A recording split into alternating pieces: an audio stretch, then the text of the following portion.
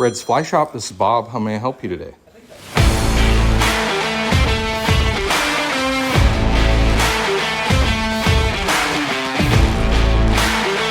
Look at that.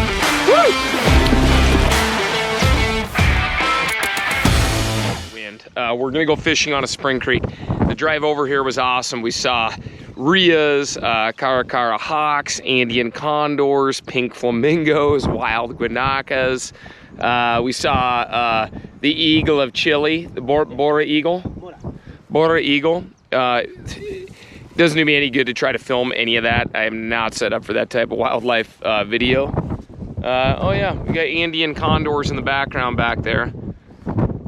Unbelievable.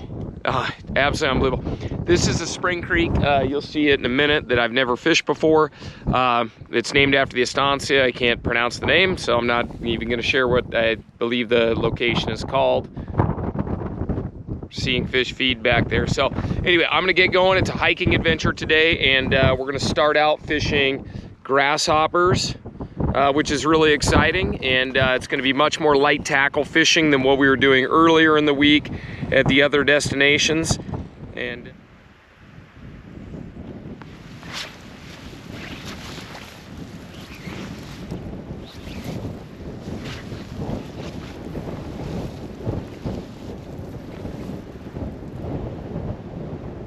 nothing in the middle.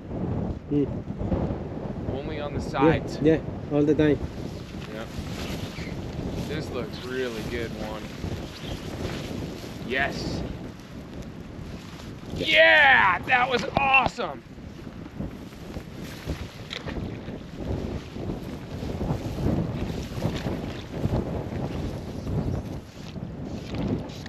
That was so awesome.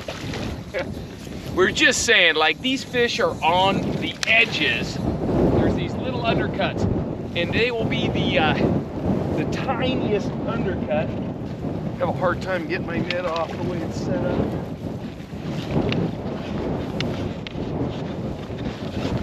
Next one. Yeah, there are these tiny undercuts. There are these tiny undercuts, and this is my fourth fish. We've been with my friend Juan from Cinco, Rios today, and he's been shooting some, like, admittedly higher level video. You should check out Cinco Rios on Instagram because their content is amazing. But I just finally turned the camera on. This is my fourth fish. I've caught several, you know, large, or two much larger than that, and then two like that. But the casting is really technical and fun. You can see there's just those little lines along the bank and these little edges, and any little undercut can hold a trout.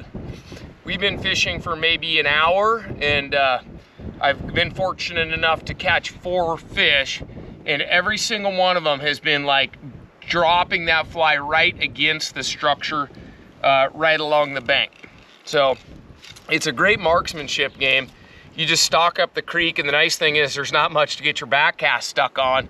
So although the casting is technical and demanding, you don't have the frustrations of the brush out here on the spring creek, which I'm really thrilled about. So okay, we figured out that we really got to jump from spot to spot. So this is the first, you know, deeper area we've seen in a while.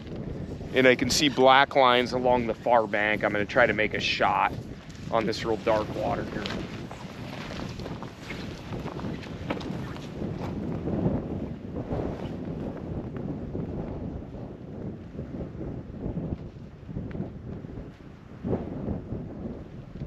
Okay, when you go to, so right now I've got to recast. I got a little piece of advice for you. It's very important that I slide my fly out of there very quietly before I pick up to cast.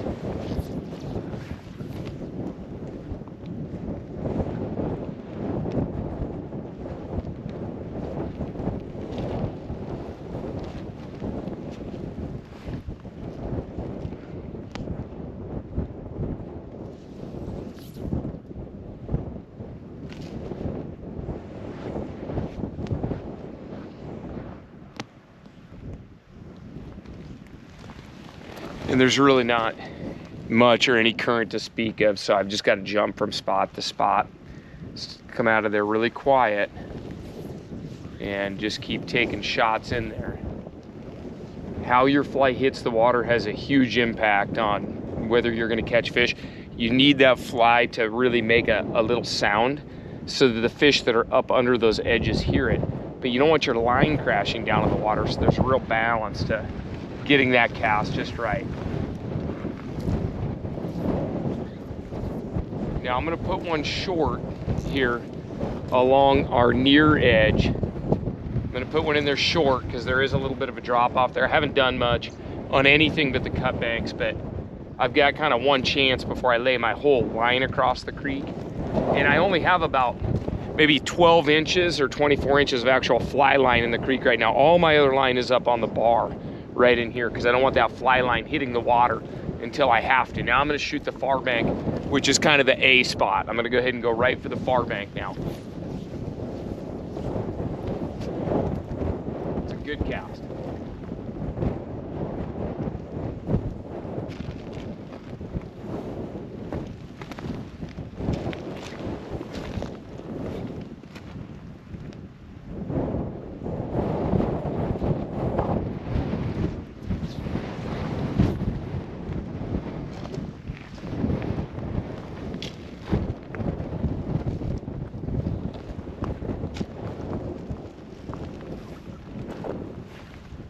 So up and out of there nice and quiet.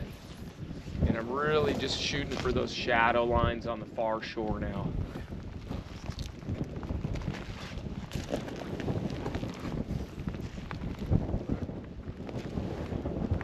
Especially that big piece of shade right there. That's gonna be my next target. I'm gonna go ahead and sacrifice most of the pool just so that I get a real good shot. Right there, great cast. There's a little, I'll put it back in there. There's a little guy living in that spot. Usually when you pick up like a strike from a small fish like that, usually Mr. Big isn't living in there right next to him. I'll make a few more casts and then we'll go to the next zone.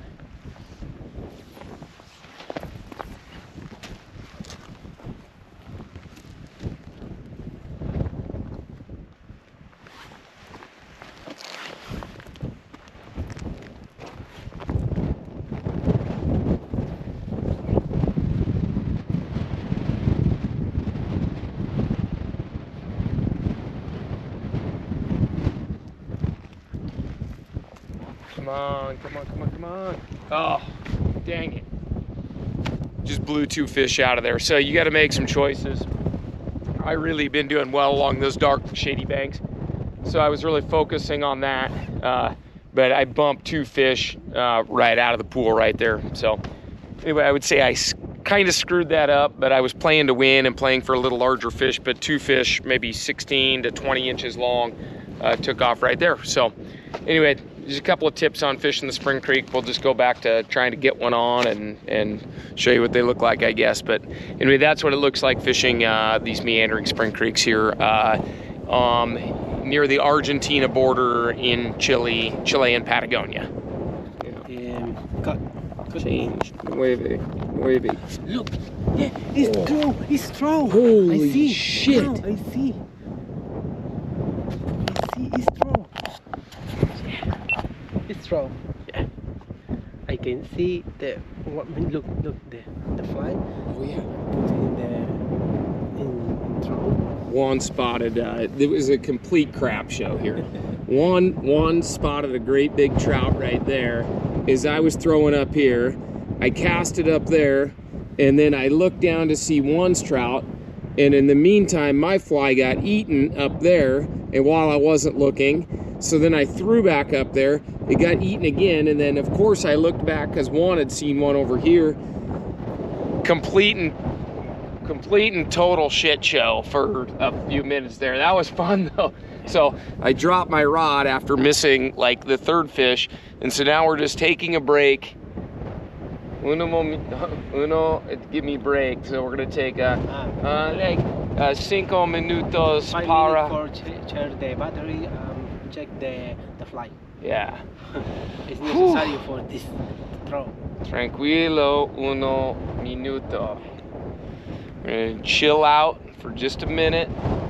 We're actually gonna try to get some of this crazy action on video. It'd been a while since we'd moved fish. I mean, we walked and walked and walked, and then all of a sudden we walked into this zone right here and found some trout. So we're pretty stoked on this little spot right here. We'll check back.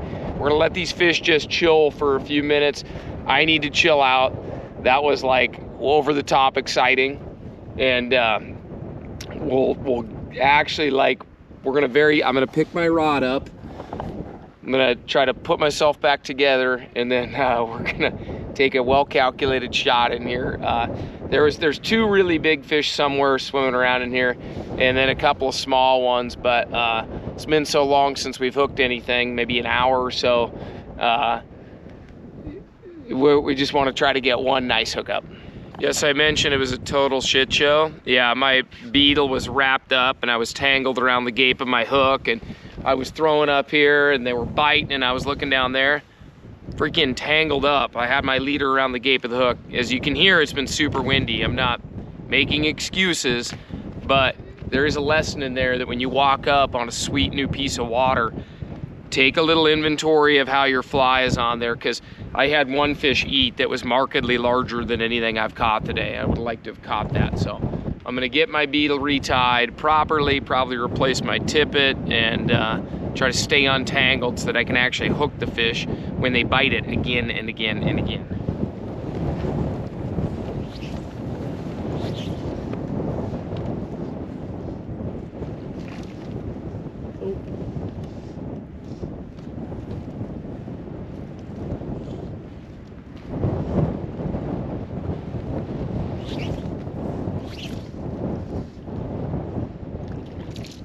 There's a decent fish.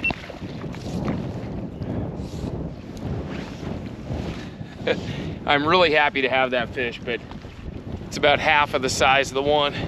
Thanks, one. It's about half of the size of the one that I spooked out of there. About half the size, but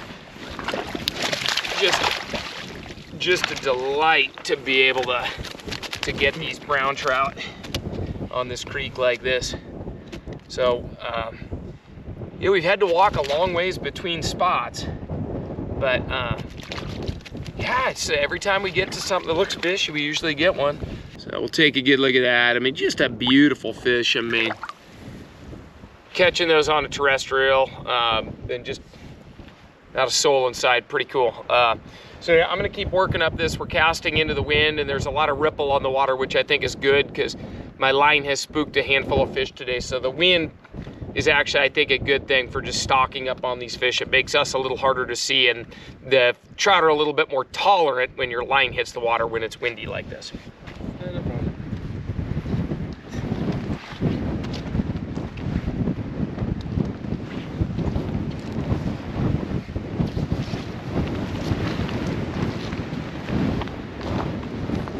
Got him. There we go, that was cool. Okay, not a bad thing that I lost that fish. It seems like when I finally get to the pools, sometimes the first fish I hook's like 13 inches, 14 inches, which is great. Those are a lot of fun, but it makes it really tough to find the bigger ones when you're hooking one of maybe the smaller ones right off the bat. So not too disappointed. That was a good ride, good cast, good rise, good fun.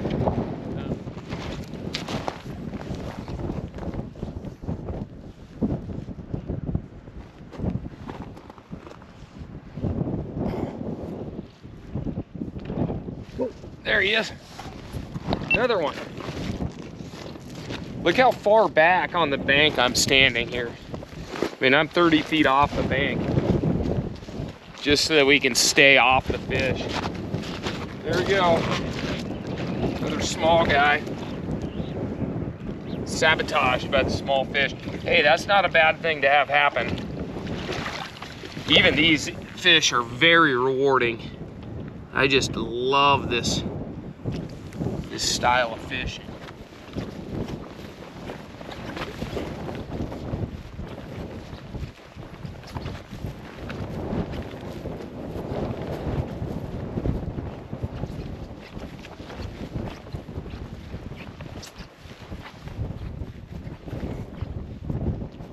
Nice fish.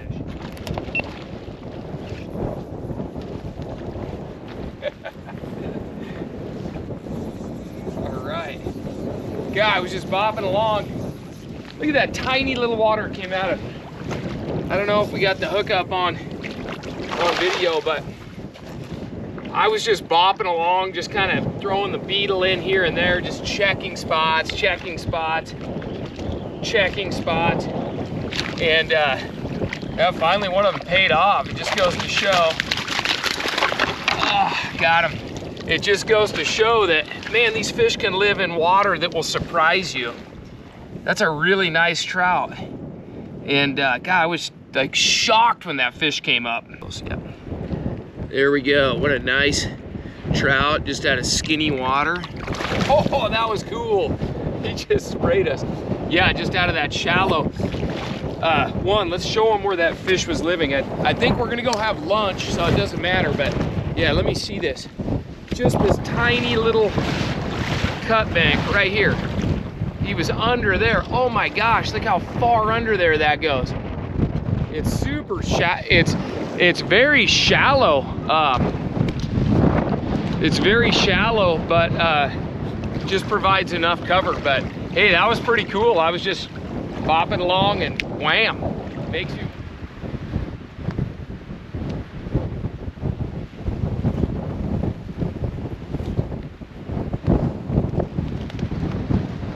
And I'm just gonna let that guy power out of there and swim away. Beautiful fish. Was using a grasshopper, and the hopper wasn't working very good. As soon as I switched back to about a number 10 beetle, immediate action. For whatever reason, they like the beetle. I saw grasshoppers all over, but the beetle is definitely their preferred item today. So.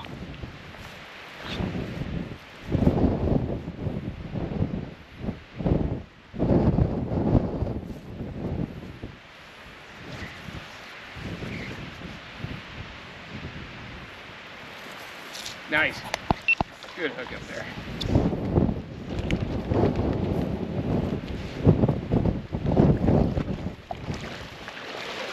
Sweet. Okay, I'm trying to keep him out of the pool. I think there's going to be a little bit bigger one up there, so I'm trying to keep this guy out of the pool. But oh, it got, whew, oh, sprayed me in the face while he was at it. It's been so windy. We finally found a corner that had a little less wind. So hopefully we can kind of duck out of the wind and the bite will pick back up, because I've had a hard time just getting my fly in the water, to be perfectly honest with you. So we're fishing along and we found a dead Rios on the bank, which is a giant bird. It's like an ostrich. Look at the size of the feet on this thing. It's all dried up, but man, the thing is absolutely huge. You can see the size of the freaking toenails on that bird. But we saw dozens of these. We saw dozens of these birds on the way out. It was really neat, but you know, I couldn't get video of it. I want to show you, like, just hiking along, you find a dead one of those. There are herds of sheep all over here. It's pretty neat environment that we're fishing in today.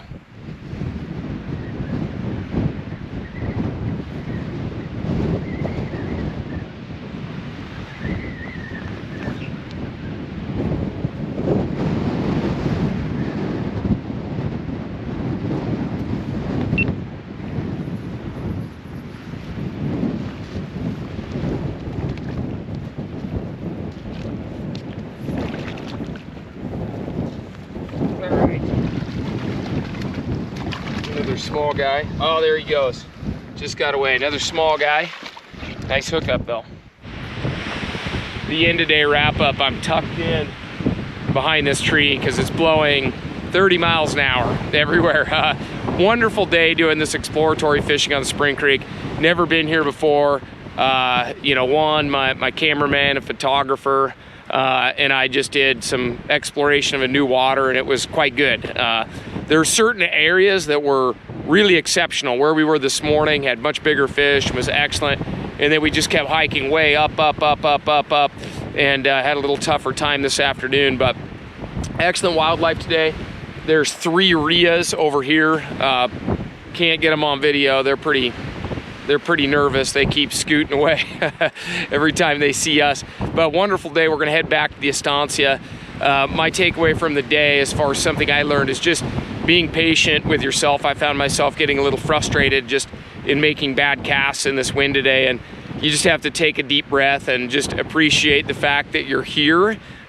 We did much better fishing this morning before this pretty vicious wind came up. So yeah, we're gonna have a great night and then hit another Spring Creek tomorrow. Just keep following the day-by-day series. Subscribe to the channel, like the video. And this is day 5.